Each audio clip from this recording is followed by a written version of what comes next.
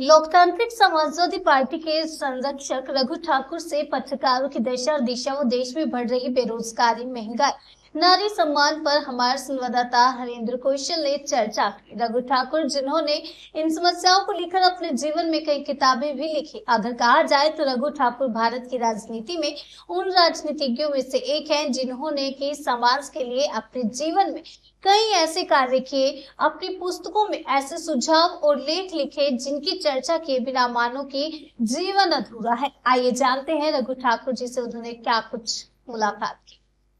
बहुत बहुत स्वागत है आपका जनसेतु राष्ट्रीय न्यूज नेटवर्क पर। आज हम ऐसी शख्सियत से बात करेंगे जिनका की राजनीति में एक बड़ा लंबा तजुर्बा, बहुत लंबा अगर हम कहें तो एक अनुभव है, जो कि काफी समय से राजनीति से जुड़े हुए हैं। अगर हम दूसरे शब्दों में ये कहें कि ये ऐसी शख्सियत है जिन्होंने अपना पूरा जीवन जो है समाज सेवा के लिए ही दे दिया, अर्पित कर दिया। और आज से नहीं, लगभग कई दशक से ये राजनीति से जुड़े हुए हैं, समाज सेवा से जुड़े हुए हैं। बहुत सारी इन्होंने पुस्तकें लिखी राजनीति के ऊपर, लोगों के विचारों के ऊपर, कि लोग क्या सोचते हैं, राजनीति क्या है, इसके विषय में इन्होंने बहुत ज्यादा प्रकाश से जो है पूरी, हम कहें तो विस्तार से व्याख्या की है अपनी पुस्तकों के बीच में। हम बात कर रहे हैं रघु ठाकुर जी की। लोकतांत्रिक समाजवादी पार्टी के संरक्षक है ये। बहुत समय से ये समाजवादी विचारधारा से जुड़े हुए हैं। आज हम इनसे बात करेंगे और इनसे जानेंगे कि राजनीति में इतना लंबा जो इन्होंने अभी तक पारी खेल रहे हैं और खेल ली है, इनका कैसा अनुभव है। नमस्कार सर। नमस्कार सर, आपका एक बड़ा लंबा अनुभव है राजनीति के बीच में। आज की राजनीति और पहले की राजनीति में क्या फर्क है, थोड़ा जो हमारे दर्शक हैं वो जानना चाहते हैं सर। एक बड़ा फर्क तो आया है कि पहले समाज के लोग अपने जीवन के मूल्यों के लिए जीते थे और राजनीति के लिए, देश के लिए करते थे। उसमें निजी हित अहित नहीं था। वो निरंतर अपने देश को और समाज को देते थे, लेना नहीं चाहते थे।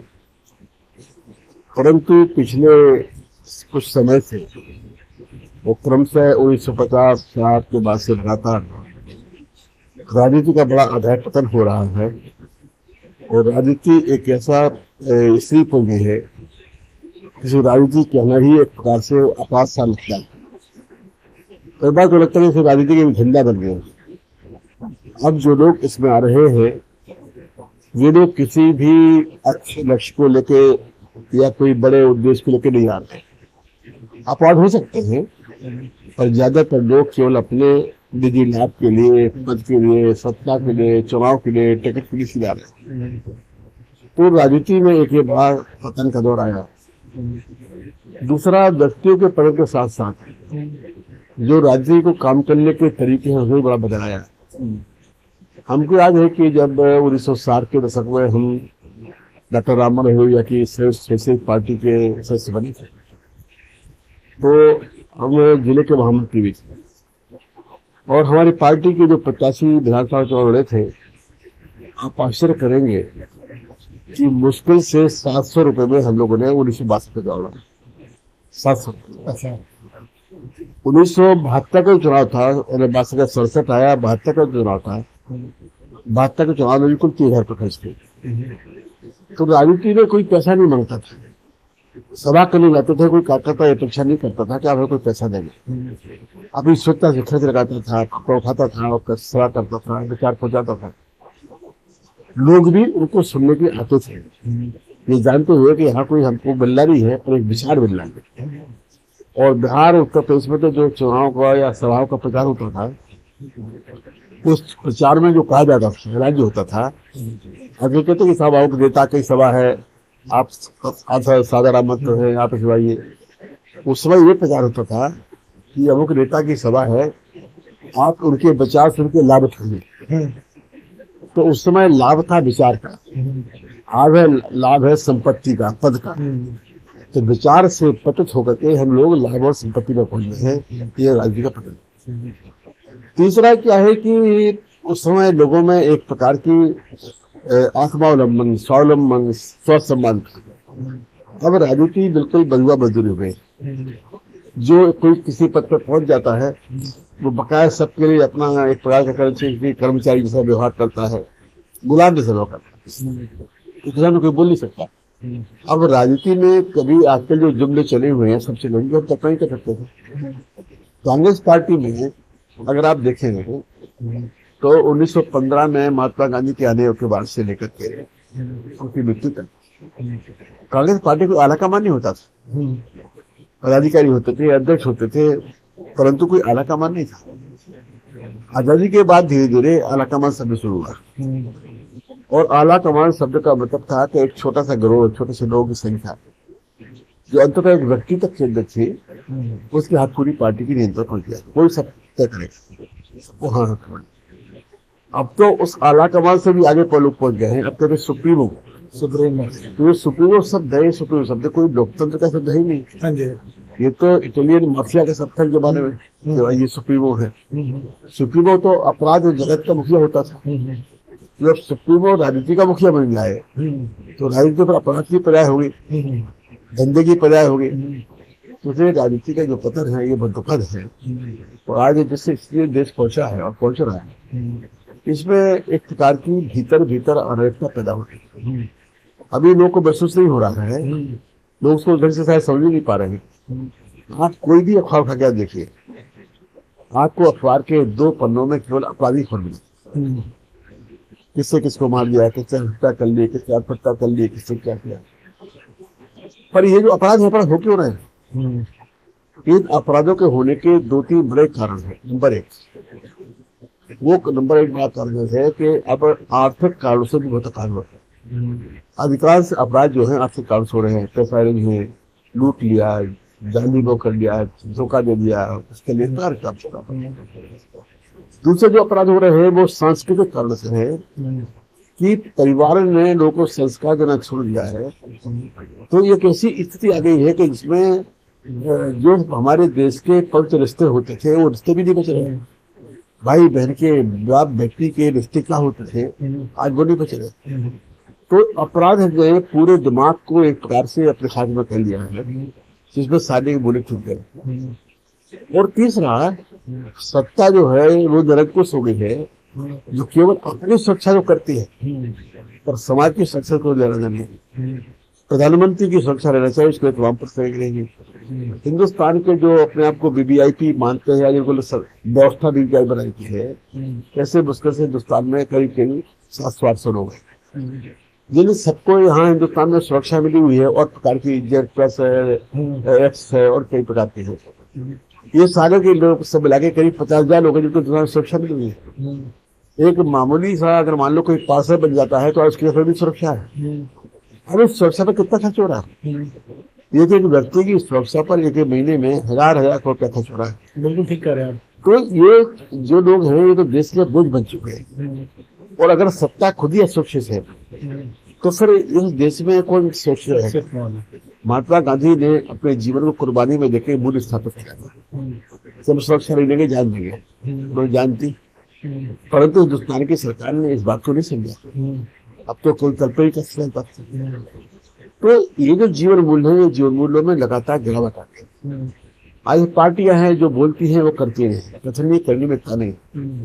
डॉक्टर लोहिया कहते थे कि भाई कथनी करने की एकता होना चाहिए। लोहिया समाजवादी थे, हम लोग के नेता थे, उन्हें हम लोग को समाजवाद का दर्शन सिखाया। हर क्षेत्र में बराबरी होना चाहिए। आप आश्चर्य करिए कि जब वो बीमार हुए, एक छोटा सा ऑपरेशन हुआ था प्लास्टिक का, जो आज 2 घंटे में जाता है।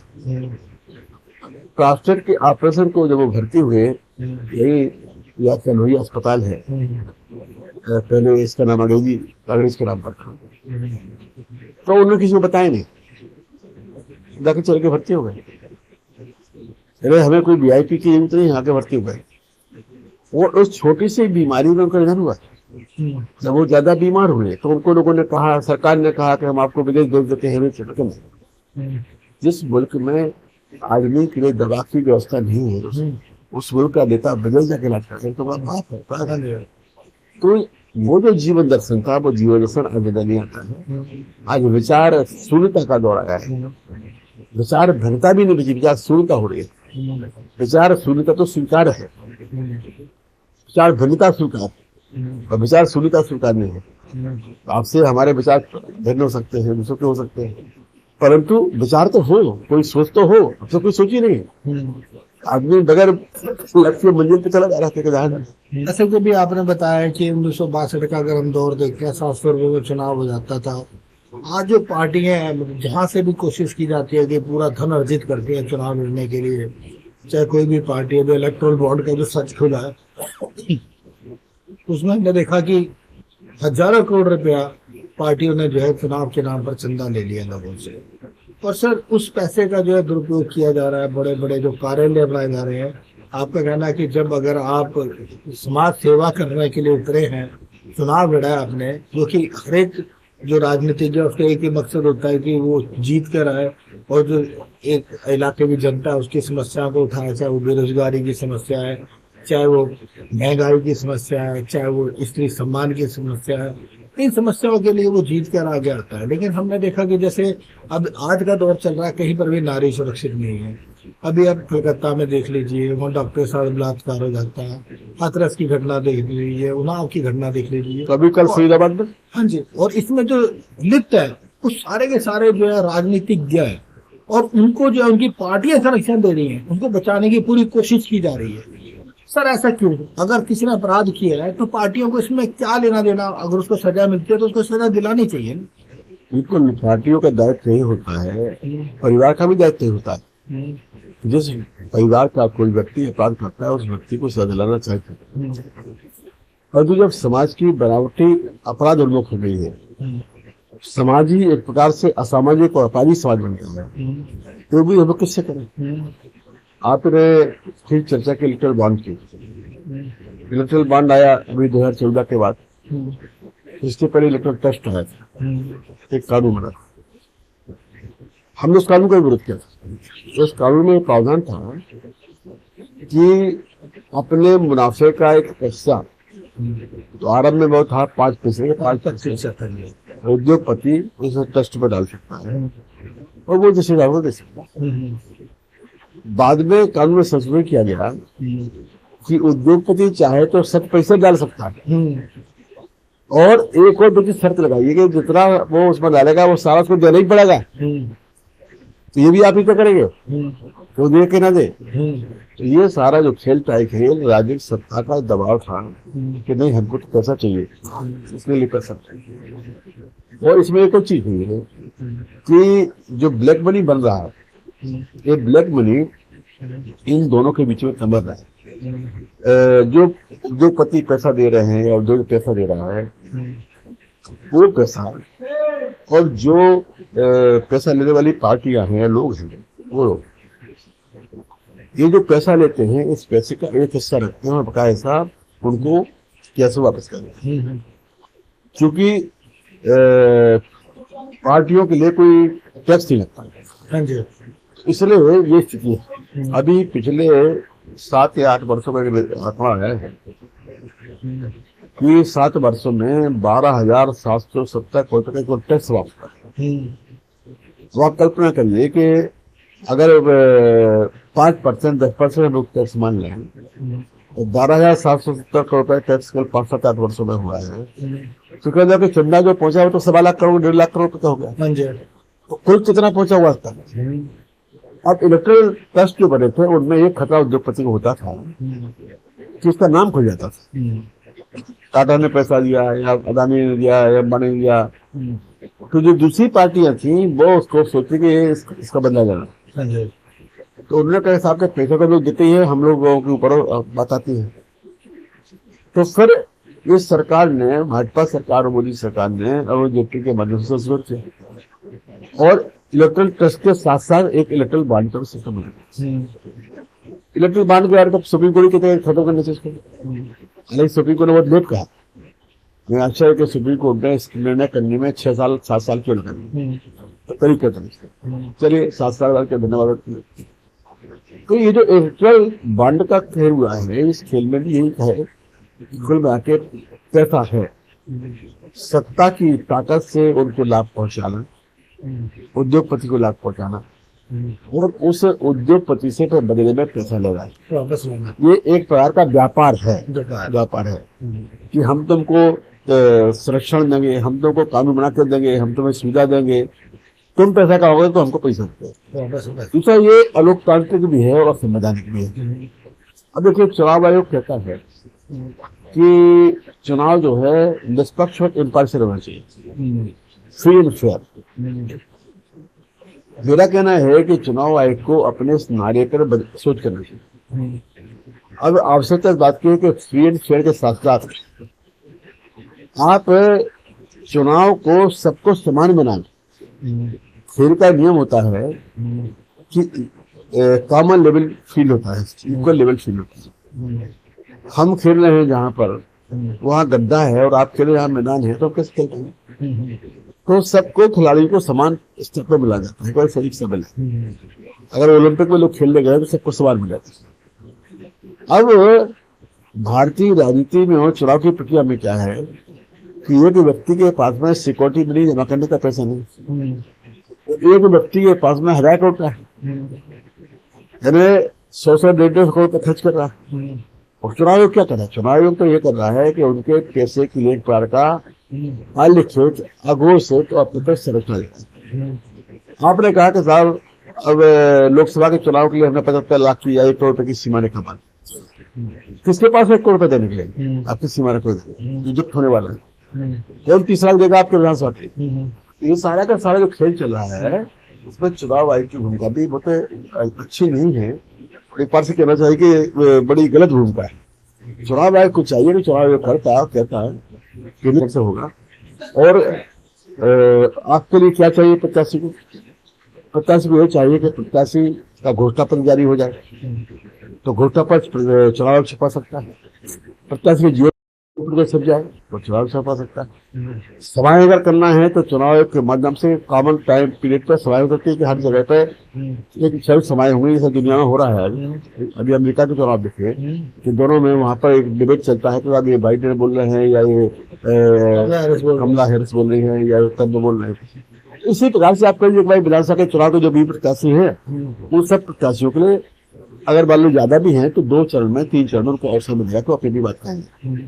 और मीडिया को आप पैसा दीजिए। अभी देखिए क्या मजाक किया है कि उन्होंने कहा कि साहब आपको अपना आपराधिक रिकॉर्ड बताना है। आपराधिक रिकॉर्ड बताना है तो आपका आपराधिक रिकॉर्ड आप पार्टी को बताएंगे, फिर पार्टी भी उस आपराधिक रिकॉर्ड को तक विज्ञापन छपवाएगी। विज्ञापन भी 3 प्रमुख अखबारों में जाएगा और 3 प्रमुख चैनल में जाएगा। अब इसका पैसा कौन देगा? आज के लीडिंग अखबार मान लो कि दिल्ली में आप प्रत्याशी हैं और आप चुनाव लड़ रहे हैं, अब आपको 3 अखबार छपाना है। मान लीजिए आप भास्कर छपा रहे हैं, जागरण छपा रहे हैं, पंजाब केसरी छपा रहे हैं, हिंदुस्तान टाइम्स छपा रहे हैं, टाइम्स ऑफ इंडिया छपा, कोई छपा रहे हैं, तो एक विज्ञापन खर्च कितना होगा? नहीं समझता हूँ कि एक विज्ञापन खर्चा मैंने बताया कि हाँ हम इतने मुकदमे चले, ये मुकदमा चला, ये मुकदमा चला। तो ये जो सूची जो छपेगी उस सूची का लाभ तो क्या होने वाला है, परंतु उस प्रत्याशी के लिए कम से कम कई लाख रुपया इस पर खर्च करना पड़ेगा। भाई ये आपके यहाँ एफिडेविट देते हैं कि हमारे ऊपर ये मुकदमा चल रहा है, चुनाव जारी कर रहे हैं, परिवार कर दे कि भाई आपको छापना है। ये डेमोक्रेटिक ड्यूटी है आपकी, काउंसिल ड्यूटी आपकी कि आपको छापना है।